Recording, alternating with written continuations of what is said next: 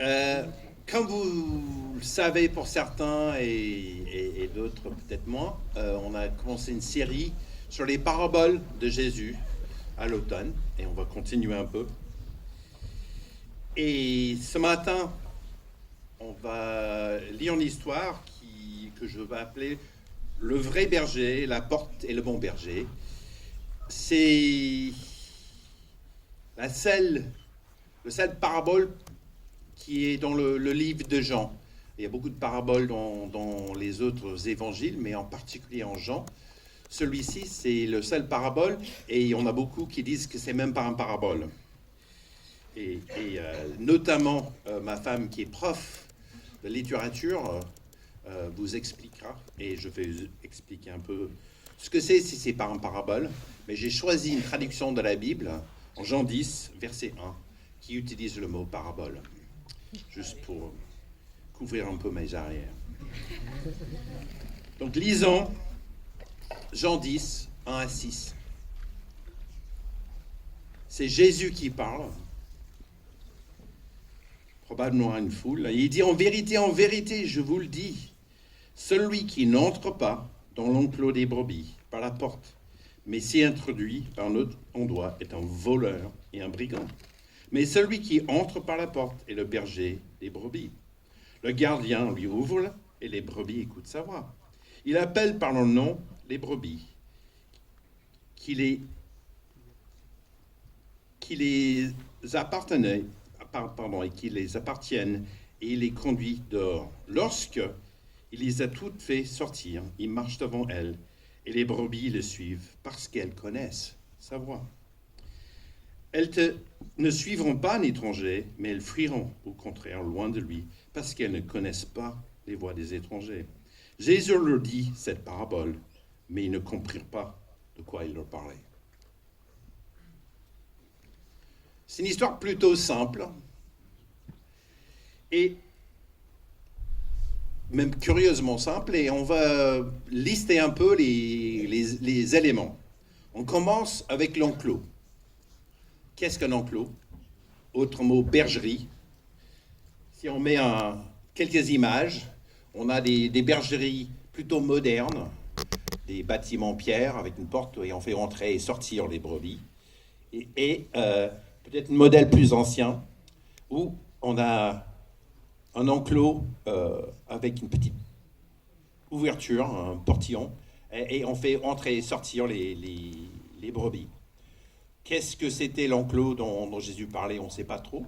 On sait que l'enclos était l'endroit où on protégeait les brebis. On les fait entrer et on les protège des loups le soir. Et donc, il y avait une porte. Alors, il y avait des brebis dans l'histoire, n'est-ce pas? Alors, brebis, c'est un mot intéressant. Si vous êtes agriculteur ou scientifique, il y a des sens à ces mots.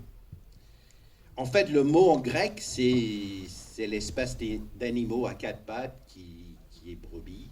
Mais c'est pas très clair. Est-ce que c'est garçon, fille, petit, grand? Donc, il y a l'agneau. C'est l'animal qui a moins de 300 jours, à peu près. Donc, c'est le petit. Il y a le brebis. C'est la femme, c'est la fille. Elle donne laine, lait et des agneaux par la suite. Il y a le mouton. Le mouton, pour les scientifiques, c'est le mâle castré qui donne la viande et la laine. Et après, il y a le bélier, évidemment, qui donne de la laine, des ennuis et aide à donner les agneaux. Mais on a choisi dans cette traduction le mot brebis. Et je pense qu'une des raisons qu'on choisit le mot brebis, c'est que parmi les 4 composants, 4 possibilités, agneau, brebis, mouton et bélier, c'est les agneaux qu'on garde le plus longtemps, qui ont plus une relation avec le berger. Les agneaux deviennent brebis, ou bélier, ou moutons. Et les moutons, ils sont abattus pour la viande. Et les béliers, on en garde très très peu parce qu'on en a besoin de très peu pour un troupeau. Donc du coup, on garde les agneaux, les brebis très longtemps, jusqu'à 20 ans. Un brebis vit jusqu'à presque 20 ans. Et je suis fils de fermier. Mes grands-parents élevaient les vaches. Et c'est pareil, il y a ces modèles différents de vaches, de taureaux, de bœufs, etc. Mais les vaches, on les garde très longtemps, à peu près 20 ans aussi. Et ma grand-mère, avec un cheptel de 250, 300 vaches, selon les époques, connaissait toutes les vaches avec un prénom de son cheptel. Et je me souviens très bien, un jour, on chantait dans le champ, elle disait « Ah, celle-là est enceinte ». Et l'autre, ça fait 1 an qu'elle n'est pas enceinte, ça me pose des difficultés. Et moi, je voyais la vache et je dis, ben, enceinte, elle s'appelle Titi, elle s'appelle Tutu, elles sont identiques, mais pas pour ma grand-mère. Et c'est comme ça d'élever les animaux et d'avoir les animaux qu'on garde longtemps. Et je pense que c'est pour ça qu'ils ont choisi dans la traduction le mot brebis, parce que c'est l'animal dans les moutons qu'on garde le plus longtemps. Il y a une porte, pas besoin de beaucoup d'explications, c'est là où on entre et on sort. Il y a un gardien qui empêche les gens d'entrer et sortir par la porte. Il y a des voleurs éventuels qui viennent et qui font semblant d'être bergers ou qui volent les agneaux. Et après, il y a un vrai berger. Donc, voilà ce qu'on voit dans l'histoire. Et on a une histoire se résume à un gardien ouvre la porte de la bergerie pour un vrai berger qui entre. Il appelle les brebis par leur nom. Les brebis connaissent le berger. Il les fait sortir pour manger. Super. Donc voilà, Jésus raconte les histoires. Et qu'est-ce qu'on fait de cette histoire? Si on ne croit pas en Jésus, on va dire bah, il est conteur d'histoire un peu simpliste et voilà, on tourne la page. Si on est chrétien, on essaie de comprendre un peu mieux. Et les gens écoutaient Jésus, et on lit en verset 6, il dit cette parabole, cette petite histoire, mais ils ne comprennent pas de quoi il leur parlait. Et à la limite, on dit, bah oui, je comprends, que ce n'est pas évident de comprendre. En fait, de façon littéraire, ce passage s'appelle une métaphore. Si vous êtes scientifique un peu. Figure de style constituée d'une comparaison abrégée qui omet le signe de la comparaison. Ouais, c'est pas mal. La métaphore directe, lorsque la comparée est absent. Il reste alors que le comparant. Cela requiert souvent un effet d'interprétation. On est plutôt d'accord. Cette histoire demande un peu d'interprétation.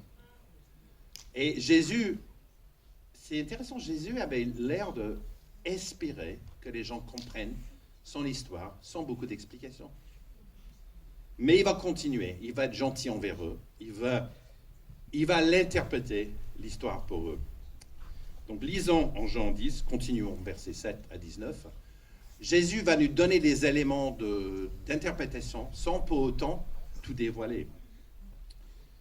Jésus leur dit encore, en vérité, je vous le dis, je suis la porte des brebis. Tous ceux qui sont venus avant moi sont des voleurs et des brigands, mais les brebis ne les ont pas écoutés. C'est moi qui suis la porte. Si quelqu'un entre par moi, il sera sauvé. Il entrera et sortira et il trouvera de quoi se nourrir. Le voleur ne vient que pour voler, égorger et détruire. Et moi, je suis venu afin que les brebis aient la vie et qu'elle l'ait en abondance. Je suis le bon berger donne sa vie pour ses brebis. Le simple salarié, quant à lui, n'est pas le berger et les brebis ne lui appartiennent pas. Lorsqu'il voit venir le loup, il abandonne les brebis et prend la fuite. Alors le loup s'en empare et les disperse. Le simple salarié s'enfuit, car il travaille pour de l'argent et ne se soucie pas des brebis. Moi, je suis le bon berger. Je connais mes brebis et elles me connaissent. Tout comme le Père me connaît et comme je connais le Père. Je donne ma vie pour mes brebis. J'ai encore d'autres brebis qui ne sont pas de cet enclos. Celles-là aussi, il faut que je les amène. Elles écouteront ma voix, il y aura un seul troupeau, un seul berger. Le Père m'aime parce que je donne ma vie pour la reprendre ensuite. Personne ne m'enlève, mais je le donne de moi-même. Je l'ai le pouvoir de donner et je le pouvoir de le reprendre. Tel est l'ordre que je reçois de mon Père. Cette parole provoquèrent de nouveau une division parmi les Juifs. C'est un peu mieux, mais il reste de l'interprétation. Jésus dit, le berger dans l'histoire, c'est moi. Ok. En décomposant, le berger, c'est moi. Il dit, mais aussi la porte, c'est moi. Ça, c'est intéressant. Et ça pousse à imaginer, qu'est-ce que l'enclos? C'est peut-être l'église. Je ne sais pas exactement, mais on sait tout à fait que c'est l'endroit où les brebis sont en sécurité. Ça, c'est clair. Que nous sommes en sécurité, c'est nous les brebis. Une porte, ça c'est simple, c'est l'endroit où on entre et on sort.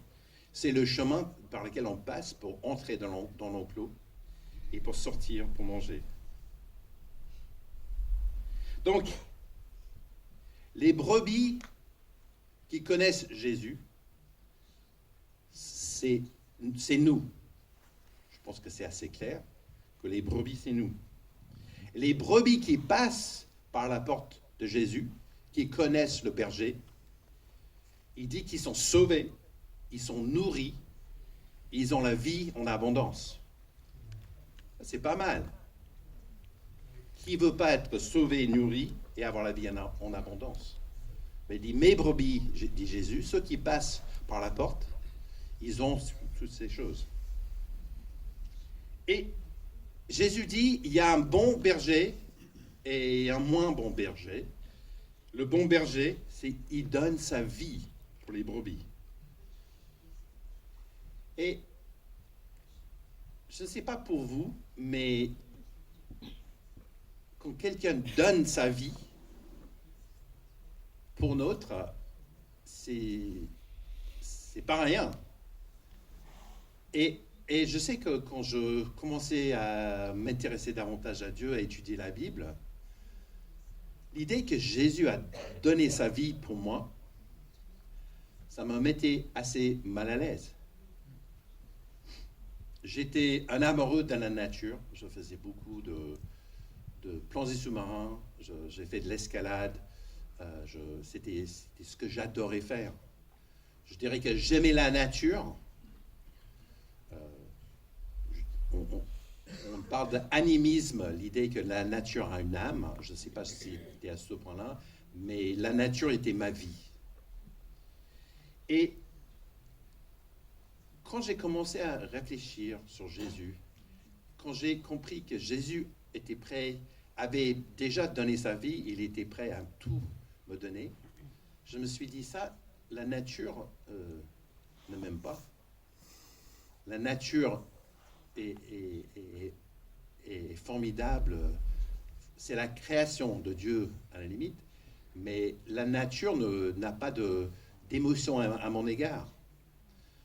Quand j'étais juste sur le point de décider de devenir chrétien, de donner ma vie à Dieu ou pas, je savais que écouter davantage Jésus me coûterait en activité dans la nature. Et j'étais sur une falaise de plus de centaines de mètres d'eau, et je regardais en bas, mais était un peu en surplomb, donc avec un copain on grimpait, on a passé un point où il fallait monter, sinon on était coincé. Et c'était émotionnellement assez chargé comme moment. Et je regarde en bas et je dis, si on fait une erreur et on chute, la montagne ne pleure pas de ma mort. La montagne ne dit pas, mince, j'aurais dû lui tendre une prise plus large. La nature me laisse mourir et la nature continue. Mais Dieu était prêt à donner sa vie, Jésus, pour me sauver. Et dit, ça change. Est-ce que je m'engage que dans la nature ou je refuse le berger qui est prêt à donner sa vie pour moi? Et donc, je pense que c'est important de considérer ce que Jésus dit. Je suis un bon berger parce que je donne ma vie pour vous, les brebis. Et Jésus dit, les brebis, je les connais et ils me connaissent. Et je ne sais pas comment vous sentez d'être appelé un brebis. Les stéréotypes ne sont pas flatteurs, n'est-ce pas? Stupide, sans défense et inoffensive. Si quelqu'un vient vers vous dans la rue et dit « Raphaël, tu es stupide, sans défense et inoffensif », je dis « Merci, toi aussi ». C'est pas flatteur. Mais il faut admettre que c'est une vérité. Le Psaume 103, verset 15 dit « L'homme, en interrogation, ses jours sont comme l'herbe, il fleurit comme les fleurs des champs. Lorsqu'un vent souffle sur elle, elle disparaît et la place qu'elle occupe ne le reconnaît plus. » On a une amie, peut-être la fille d'une amie qui est morte cette semaine de façon subite. Un jour, elle était bien. Le lendemain, elle était morte. Mais la vie est comme ça. On ne maîtrise pas ces choses-là. Et donc, être assimilé à un brebis, c'est pas super flatteur, mais c'est réaliste. On est des brebis face au défi de la vie. Donc, ok, c'est moi le brebis. C'est nous les brebis. Donc, on peut se poser des questions. Est-ce que j'entends? Est-ce que je connais la voix de Jésus? Quand Jésus parle, est-ce que je l'écoute? Est-ce que je dis c'est un conteur de contes? Ou est-ce que je dis j'entends la voix du Fils de Dieu qui vaut le mieux écouter? Et si on écoute Jésus, ça veut dire qu'on lui obéit. Si on le connaît, Jésus a dit, les brebis me connaissent et je leur demande de sortir et ils sortent. Et je leur demande de rentrer, ils rentrent. Parce qu'ils me connaissent et ils m'écoutent. Donc ma question pour nous, c'est est-ce que j'écoute Jésus? C'était la question que Jésus avait pour ces gens-là. Est-ce que Jésus me connaît? On peut se poser la question. Parce qu'il semblerait que certains des enclos, il y avait des brebis de plusieurs bergers, et ce n'était pas compliqué de les séparer, parce que les brebis connaissaient le maître, et le maître, le berger, connaissait ses brebis. Donc ils appellent ces brebis, ils sortent. Mais est-ce que Jésus me connaît? Comment se faire connaître à Jésus? C'est une bonne question, et je pense que ça mérite d'être réfléchi davantage. Mais on commence par parler, n'est-ce pas? On parle à Jésus, on prie, on l'écoute et on parle avec lui et on construit une relation. Donc, est-ce que Jésus me connaît? C'est plus une question. Est-ce que j'ai une relation avec Jésus? Ou est-ce qu'une figure lointaine qui raconte les contes animaux? Troisième question intéressante. Est-ce que j'ai la vie en abondance?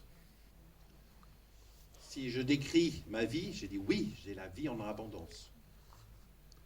Ou on dit plutôt, je suis malheureux, j'ai faim, j'ai soif, je ne sais pas le sens de ma vie. Jésus dit, mes brebis ont la vie en abondance. Est-ce que je suis sauvé? Jésus dit, mes brebis sont sauvées et ils ont de quoi manger. Est-ce que je reste dans l'eau clos quand Jésus me demande de sortir parce que j'ai peur, de faire face aux défis de la vie? Ou est-ce que je marche dans la vie avec confiance en suivant Jésus partout où je vais? Ou est-ce que je reste dehors dans le champ et je ne reviens pas à l'enclos quand Jésus me demande de rentrer et je mets en péril mon existence à cause des loups. Je pense aux relations que nous partageons ensemble.